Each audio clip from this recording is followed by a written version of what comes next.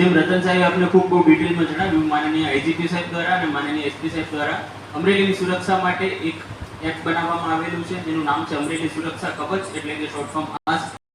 એમાં અમરેલી જિલ્લામાં ટોટલ જેટલા પણ અનઓર્ગેનાઇઝડ લેબર છે, એટલે કે જેટલા પણ આપણા મજૂરો હોય, ખેતીમાં હોય કે અન્ય જગ્યાએનું રજીસ્ટ્રેશન કરવાનું છે, એના ફાયદા નુકસાન આપણે રતન સાહેબ આપણે બહુ સારી રીતના સમજાવ્યા.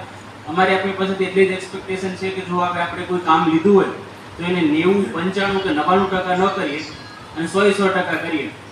કેમ કે જનરલી એવું થતું હોય છે કે આપણે આની પહેલા પણ એવું થતું હોય કે આપણે બધા મજૂરોના ફોર્મ્સ લીધા હોય, આ તે કર્યું હોય, પણ જ્યારે ક્રાઇમ થાય ત્યારે એમ થાય કે જેણે કર્યું હતું એનું જ નહોતું. એટલે જેમ રતન સાહેબે કીધું કે 2 કે 3% માણસો એવા હોય કે જેમણે કદાચ આવું કર્યું હોય.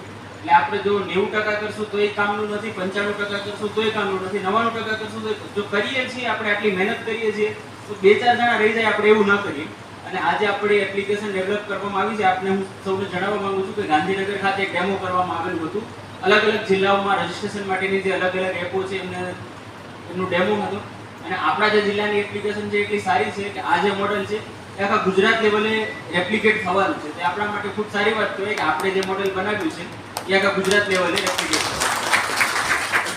તો આપ સૌને મારી ખાલી એટલી જ વિનંતી છે કે આપના જેટલા પણ ગામના અહીંયા અનર્વલ પછી આપ ખાલી અમને પોલીસ સ્ટેશને જાણ કરો કે ભાઈ અમારી વાડીમાં આવી રીતના છે, અમે આવીને રજીસ્ટ્રેશન કરાવી દઈશું. જેમ રતન સાહેબે કીધું બરોબર છે, કલેક્ટર સાહેબનું જાહેરનામું છે, એના અમે ઈચ્છતા નથી કે આવું કાંઈ બને. એટલે અમારી ખાલી આટલી નાનકડી એક રિક્વેસ્ટ છે, આપની જે પણ માહિતી હોય અમને આપી દો એટલે તમારું પણ કામ થઈ જાય અને અમારું પણ કામ થઈ જાય. ધન્યવાદ.